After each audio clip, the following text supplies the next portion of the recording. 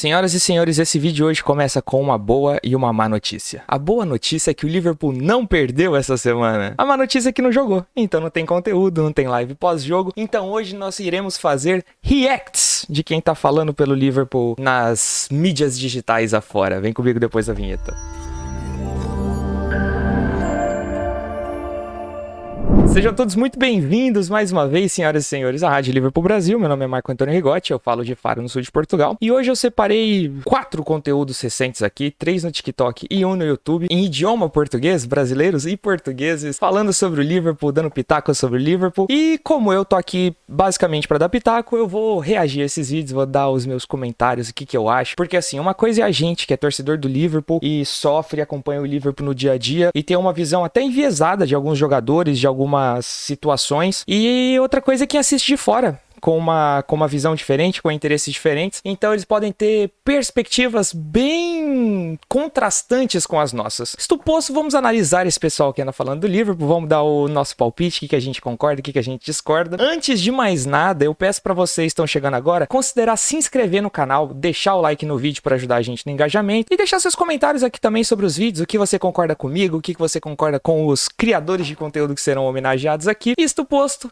vamos para o primeiro vídeo. Ora, pois bem, o primeiro vídeo é do canal The Free Agents Podcast. Não é 3 de 3, é 3 de Agentes Livres. Pois é um podcast português, inclusive, achei recentemente no TikTok. E ele veio falar sobre um dos motivos da queda do Liverpool. No caso aqui, a gente vai ver, ele tá falando que é a chegada do Thiago Alcântara. E eu tenho opiniões muito fortes, muito decididas sobre esse assunto. Vamos ver o vídeo, que é rapidinho e a gente volta com a nossa opinião. O outro grande fator para a queda do Liverpool foi a entrada do Thiago Alcântara, porque as dinâmicas da equipa mudaram todas. Quem assumia a bola e quem tomava a decisão final no último passe era o Firmino, quase a jogar como 10, e neste momento é o Thiago Alcântara a jogar como 6. Recuaram o jogo, deixaram de ser mais verticais e passaram a ser mais passivos com a bola no pé. O Thiago Alcântara é o maior responsável desta mudança de dinâmicas no Liverpool, e o Klopp nunca soube gerir o resto da equipa para que isto fosse um sucesso. Esse foi o vídeo do Free Agents Podcast sobre um dos fatores que levaram à derrocada do Liverpool, né? E eu confesso pra vocês que eu já passei por essa fase. Principalmente quando o Thiago Alcântara chegou, eu era desses que batia na tecla e falava assim: não é o tipo de jogador que a gente pede, não é o tipo de meio campo que a gente procura, de muita intensidade física, de muita entrega de combate. Porque, de certa forma, isso que ele falava era verdade, né? O Firmino, muitas vezes, ele jogava mais como um falso 10 do que como um falso 9. E a nossa criação, ela era feita principalmente por ele e pelos laterais que subiam muito, né? E a questão aqui é que aquele primeiro Liverpool do Klopp, aquela primeira ideia de time muito intenso, que roubava bola alta e tudo mais, ele era composto por laterais que faziam a função ofensiva e por 3 meio-campos carregadores de piano. Sim, carregadores de piano que estavam lá para o mais rápido possível e o mais alto possível do campo roubar essa bola do adversário e só distribuir para quem sabe jogar bola, para os 2 laterais, para os 3 atacantes, que eram 5 jogadores responsáveis pela criação, pela criatividade do time. Porém, entretanto, contudo, todavia, tem 2 pontos aqui que a gente tem que levar muito em conta. O Thiago, ele é um pouco refém da sua plasticidade e da forma com que ele joga. Assim, o pessoal leva isso muito em conta e às vezes esquece da capacidade de marcação e da intensidade física que o Thiago tem quando ele tá em campo. Entenda aqui, intensidade física que eu tô falando não é sobre a sua aptidão física para não se machucar. O Thiago é um jogador que tem problemas constantes com lesões. Mas o Thiago dentro de campo, com condições físicas, ele é um jogador que sempre lidera nos seus times os índices de roubada de bola, os índices de campo percorrido, os índices de duelos, tanto ganhados quanto perdidos, enfim, duelos contra os adversários mesmo. É um jogador muito intenso, é um jogador de pegada sim, é um jogador que muitas vezes no Liverpool jogou de primeiro volante, inclusive fazia um papel muito bem desempenhado, comparado, por exemplo, quando o Jordan Henderson tinha que ser improvisado, quando o James Milner tinha que ser improvisado. Jogadores que são sim muito mais carregadores de piano que ele, mas que não tinha a malemolência da bola ali para fazer tantos desarmes que o Thiago faz. Inclusive, hoje, o Thiago Alcântara é o único jogador combativo do nosso meio campo. O Naby Keita até um pouco, ele passa por essa mesma situação. Ele tem problemas de lesão, mas quando ele tá inteiro fisicamente, ele é um jogador muito combativo. Mas no geral, o Thiago é o nosso jogador mais combativo hoje. De longe, os números provam isso. Outro ponto que vale ser levado em conta aqui é que essa mudança, ela começou pré-Thiago Alcântara. E o Thiago Alcântara só foi um passo a mais dado nessa direção. Como que eu digo isso? O time campeão da Champions League, ele era um time já muito menos intenso. E o time campeão da Premier League do ano seguinte, ele era menos intensa. Eu não acho que intensidade, menos intenso seja a palavra correta, mas enfim, é o que mais faz sentido aqui, pelo fato de que, assim, o Liverpool, o Klopp cansou de ter que ficar fazendo aquele jogo que destruía os jogadores no meio da temporada, né? A gente teve muitos problemas, principalmente em janeiro e fevereiro, quando os jogadores já não aguentavam mais aquela intensidade de 90 minutos marcando em cima, aquele gegenpressing maluco do Klopp. E a partir do momento que a gente começou a ter zagueiro, que a gente começou a ter um Van Dijk que mudou o nosso nível defensivo, um Joe Gomes e um Matip que naqueles momentos estavam desempenhando muito bem, principalmente do lado do Van Dijk, né? Hoje já não, já é um problema, inclusive vai ser pauta do próximo vídeo. Mas enfim, a gente tinha esses jogadores que davam uma estabilidade defensiva muito maior pro time. Inclusive, no ano que o Liverpool foi campeão da Premier League, o que a gente falava aqui é que era um Liverpool muito diferente, que fazia 1-0 no jogo e a gente sabia que não ia tomar o gol. A gente até falava dos Mentality Monsters e tudo mais, mas enfim, era um time consistente, fechado atrás, que se fizesse 1-0, conseguia levar esse resultado até o final. Enquanto os primeiros Liverpool do Klopp, não. A gente sabia que era divertido, era engraçado, podia fazer 1, 2, 3, mas depois também podia, em questão de minutos, sofrer 1, 2, 3. Era uma loucura. Então, assim, esse processo começou pré-Thiago Alcântara. O Thiago Alcântara não foi o responsável por ele. Inclusive, eu acho agora, já não sendo mais anti-Thiago, igual eu já fui num certo momento, eu acho que sim, ele foi uma inclusão muito boa no nosso meio campo, e o problema foi o resto, que não acompanhou essa transição. Hoje a gente depende de meio campo que tem como principal característica o lado físico para tentar dar um toque técnico nesse time. Jordan Henderson, James Milner já foi em outros momentos, o próprio Fabinho, enfim. E esses jogadores que, mesmo na questão física, hoje já não entregam como entregava temporadas atrás. Então, o nosso meio campo, basicamente, ele tá uma coxa de retalhos em que, hoje com o Bajcetic tem mais uma opção, mas basicamente a única pessoa que brilha, que combate, que desarma, que arma, que faz tudo no meio campo é Thiago Alcântara. Inclusive, a gente já fez vídeo falando justamente desse ponto, que ele tá sendo sacrificado na nossa zaga, né? No nosso meio campo. Mas é isso, eu entendo a posição, eu já pensei isso também, mas hoje, acompanhando principalmente os números do Thiago, a gente percebe que não, que o Thiago sim pode ser esse jogador muito intenso, que com outros jogadores com a certa intensidade que Wijnaldum tinha quando tava aqui, que Jordan Henderson tinha no seu auge, que o Fabinho já teve em outros momentos, ele pode sim estar rodando nesse nível com esses jogadores e dando um toque de classe que nenhum outro meio campo que passou pelo Liverpool desde Steven Gerrard podia dar. Então, assim, eu acho que o Thiago, de verdade, ele é a salvação do nosso meio campo hoje, ele tá longe de ser o problema. Vamos pro vídeo 2, então, da Francisca Castro, também portuguesa, por coincidência, né? Os últimos dois são brasileiros, mas enfim, a Francisca também, canal de TikTok da Francisca tá aí, kika.fcastro. Ela é, pelo que eu percebi no TikTok, benfiquista e não torcedora do Liverpool, por mais que ela tenha alguns vídeos sobre o Liverpool, e ela cita uma coisa que eu ando ouvindo bastante ultimamente, que é a tal maldição da 7ª temporada do Jürgen Klopp. Vamos acompanhar aqui, depois a gente volta para dar pitaco. Qualquer pessoa que acompanha a Premier League já percebeu que o Liverpool não está muito bem. Eu não sou de acreditar em superstições, mas o Klopp tem tido alguns problemas na 7ª temporada, nos clubes em que teve. Ele chegou ao Liverpool em 15-16, mas não iniciou a temporada, portanto digamos que 22-23 está a ser a 7ª que ele está a iniciar. E pronto, já percebemos que as coisas não estão bem. Fechando aqui dos apontamentos. Em 2007-2008 foi a última e 7ª temporada do Klopp a treinar o Mainz na 2ª Liga Alemã, onde conseguiu em 34 jogos 16 vitórias, 10 empates e 8 derrotas, o que lhes garantiu um 4º lugar que não chegou para subir à Primeira Liga Alemã. Depois o Klopp rumo à Primeira Liga Alemã para treinar o Dortmund e na sua última temporada, em 14-15, em 34 jogos conseguiu 13 vitórias, 7 empates e 14 derrotas, o que deu ao Dortmund o 7º lugar. Aqui já para fazer um comentário que é o seguinte, esses números são fatos, né, são públicos e tudo mais, mas para quem se lembra daquela temporada do Jürgen Klopp no Borussia Dortmund, a 7ª dele, a situação era um pouco diferente da atual dele no Liverpool, por exemplo. Por quê?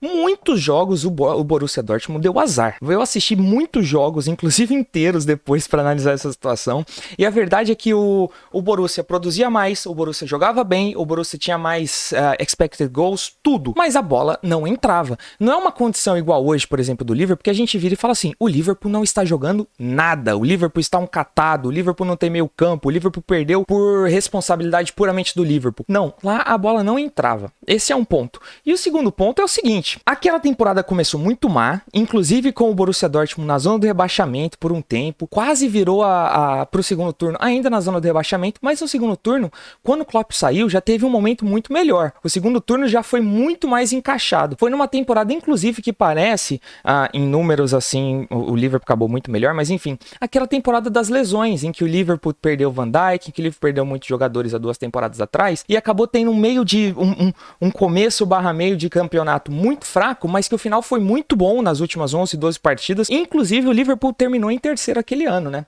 Mas enfim, isso tem que ser tocado nesse ponto também, mas seguimos aqui com a Francisca. A Premier League ainda vai a meio, mas por enquanto o Liverpool ocupa o 10º lugar e em 20 jogos são 8 vitórias, 5 empates e 7 derrotas. Seguindo nesta posição, deixa-os obviamente fora de competições europeias e já foram eliminados das 2 taças. Agora, resta saber se o Klopp vai conseguir dar a volta a esta maldição, tendo em conta que o Benfica já deu a volta à sua, das competições europeias, porque para mim ganhar o Youth League já conta como alguma coisa. Ora, vamos por partes. Primeiramente que, Francisca, me desculpa, mas ganhar a Youth League não conta. Não conta, a maldição do Benfica continua muito firme e forte aí de pé. E, quiçá, durará muitos mais anos ainda. Quando eu mudei para Portugal, no dia que eu cheguei no aeroporto de Lisboa, eu peguei um ônibus até a estação de ônibus, né? Eu peguei um táxi até a estação de ônibus para vir aqui para Faro. E o motorista do táxi virou para mim, né? Ele percebeu que eu tava com muita mala de mudança e falou assim para mim: Então, já tens uma equipa aqui em Portugal? Não, por acaso não tenho não. Ele: tens de ser do Benfica, pá. Eu falei: então por que do Benfica? Ele falou assim: porque o Benfica é o Flamengo de Portugal. Aí eu falei pra ele: desde a partir desse momento eu tenho como missão de vida odiar bastante o Benfica, se é o Flamengo de Portugal. Mas enfim, piadinhas à parte. Assim, eu entendo a história da maldição do Klopp, é claro que faz sentido, é curioso e tudo mais, mas a culpa não é só dele. O que é culpa do Klopp nessa história? Eu acho que as três versões podem ter um pouco de preciosismo demais e muita gratidão do Klopp para com o seu elenco, que conquistou coisas muito acima do esperado, que conquistou títulos, no caso do Liverpool, no próprio caso do Borussia, que teve o acesso do mais e tudo mais. E eu acho que essa gratidão e essa pessoalidade com que ele toca, com que ele gere seus elencos, pode acabar gerando isso aí mesmo, um pouco de visão turva do Klopp com alguns jogadores em certo momento, não percebeu o momento de passar um jogador para um próximo ciclo, para um próximo desafio em outro clube, não perceber que tem que paulatinamente renovando o elenco. Eu não falo assim, nossa, ganhou, agora troca todo mundo, mas pô, enquanto o time ainda tá em alto, traz mais um meio campo, deixa ele maturar ali no time, sem ter que entrar para resolver, igual vai ser Tite agora, mas podendo ter tempo de trabalhar com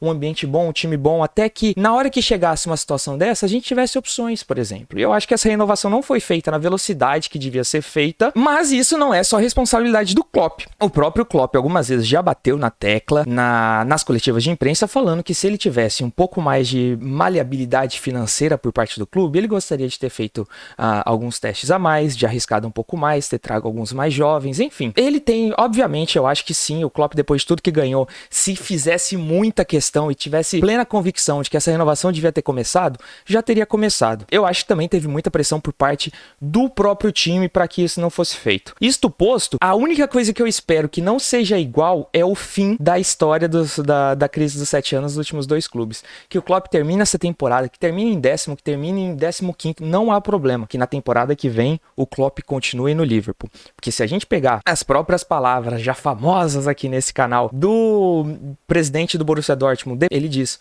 hoje eu percebo que esse foi o maior erro da minha gestão e eu teria trocado todos os 17, 23, 30 jogadores do elenco antes de trocar o Jürgen Klopp, porque jogador a gente repõe, o Jürgen Klopp não. E eu também sou muito adepto desse ponto e eu acho sim que o Jürgen Klopp tem muito crédito ainda com a torcida e ele vai dar a volta por cima. E se ele não der a volta por cima nessa temporada, a gente vai estar lá do lado dele, não deixando ele caminhando sozinho e falando: I'm so glad that Jürgen is a Red. Eu sou muito orgulhoso, eu sou muito feliz que o Jürgen Klopp é o treinador do Liverpool e que ele continue por décadas se ele quiser. Ele só sai daqui o dia que ele quiser. E agora vamos para um vídeo brasileiro, um vídeo inclusive que eu não tenho nada a ver com isso, já deixo isso claro para vocês agora, já está aqui, é o do Marco Pastore. O arroba dele também tá aí, Marco.Pastore. O Marco, ele está falando do Liverpool, ele se chama Marco, ele torce pro Palmeiras, mas não sou eu, é outro. Mas ele já começa com ótimas credenciais, né não? Ótimas credenciais. Rapaz do nome bonito,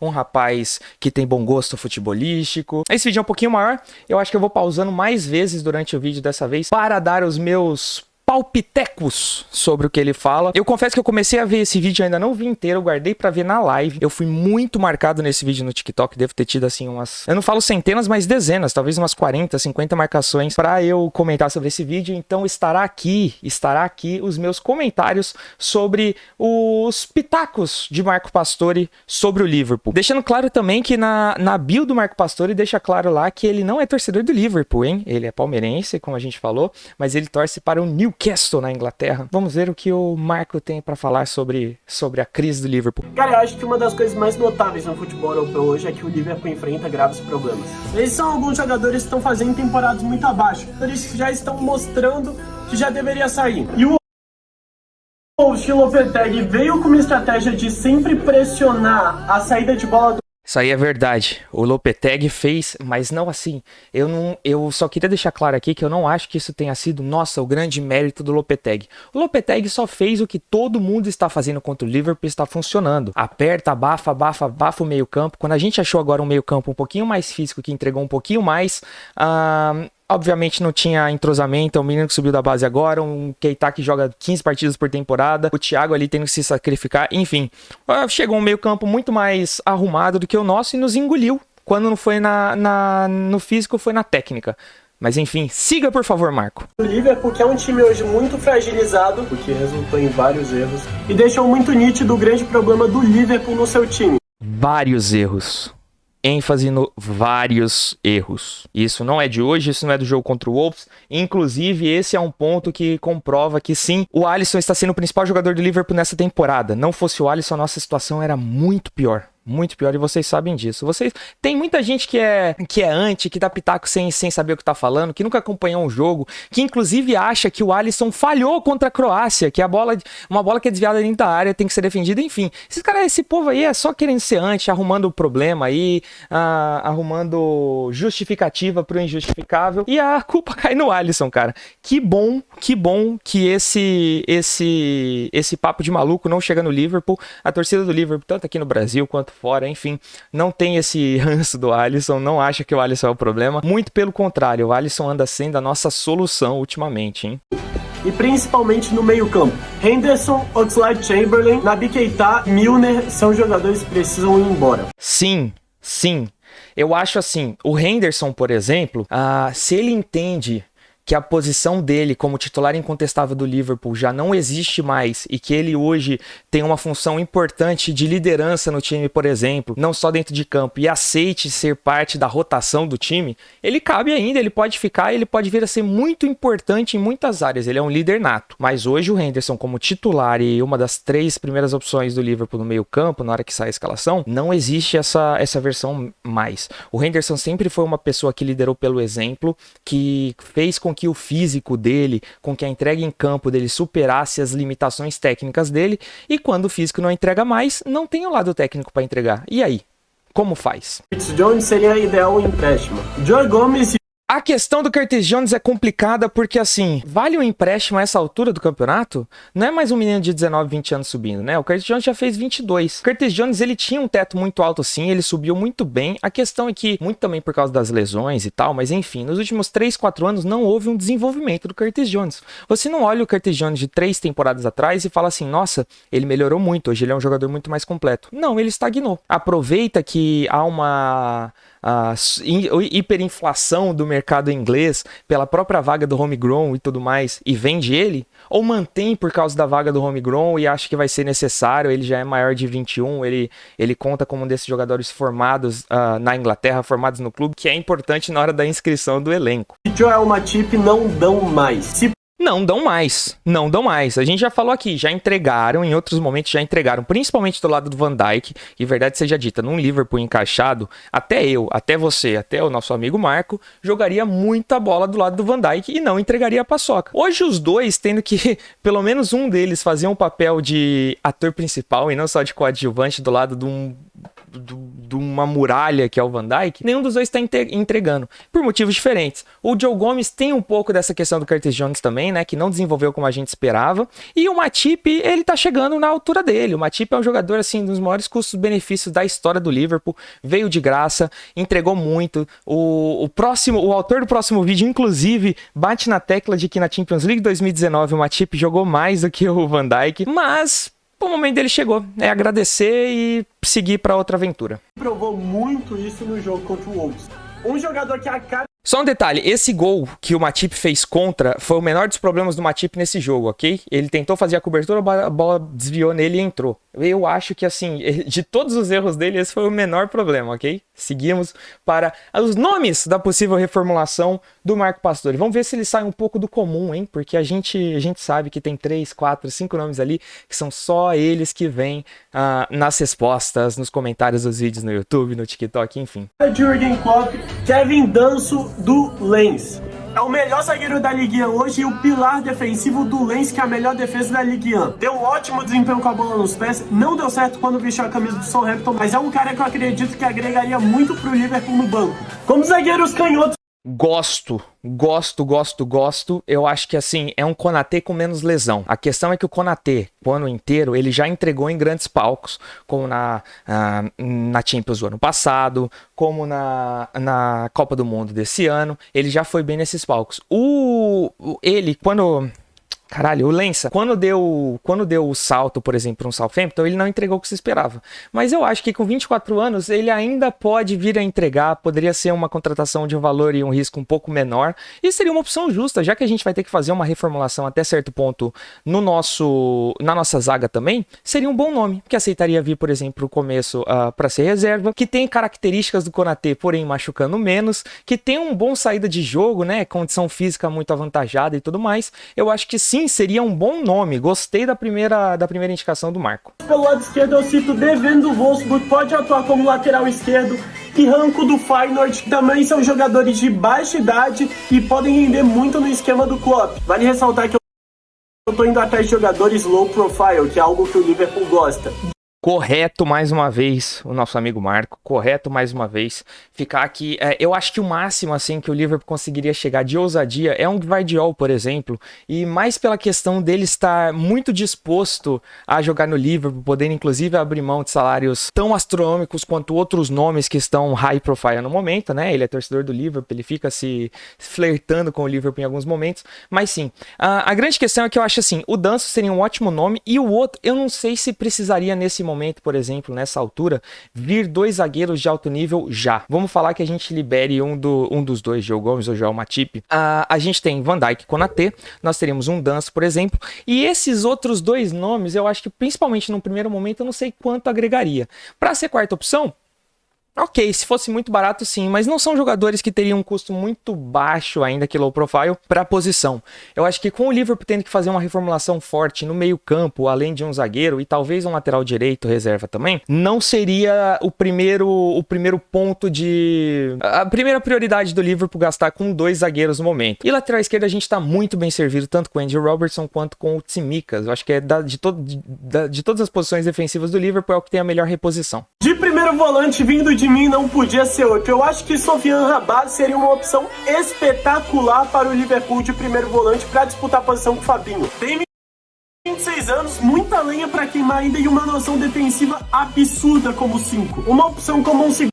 Sim, o Amrabat, desde a época da Copa, a gente já sabe que o Amrabat tem várias características que a gente preza para um primeiro volante, várias características mesmo.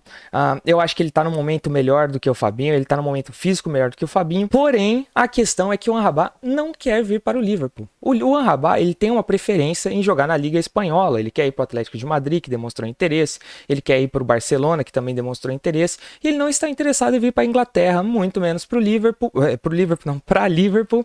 Então, eu acho que a gente corta o Amrabat aí. Seria um ótimo nome, sim, mas ele não quer, então não tem muito o que fazer. espetacular para o Liverpool de primeiro volante para disputar a posição com o Fabinho. Tem 26 anos, muita lenha para queimar ainda e uma noção defensiva absurda como 5. Uma opção como um segundo volante mais camisa 8, mas também se repondo a saída do Henderson, eu sugeriria muito o Gart do Sporting. Um volante que é simplesmente muito intenso e muito absurdo no quesito roubada de bola e pressão. E faria muito bem essa reposição para o Henderson. E se realmente... Sim, senhoras e senhores. Manuel Ugarte é uma grandíssima promessa. A temporada que ele está fazendo no Sport, mesmo com o Sport mal, é sensacional. É uma temporada de afirmação do Ugarte, né? Ele tá ganhando seu espaço no time principal, tá ganhando seu espaço no elenco principal e ele vai valorizar muito. A entrega física do Ugarte é muito grande, a visão de jogo do Ugarte é muito grande. O Ugarte me lembra em muitos pontos o Palhinha, por exemplo, que é um grandíssimo jogador que tá no Fulham. Eu acho que tinha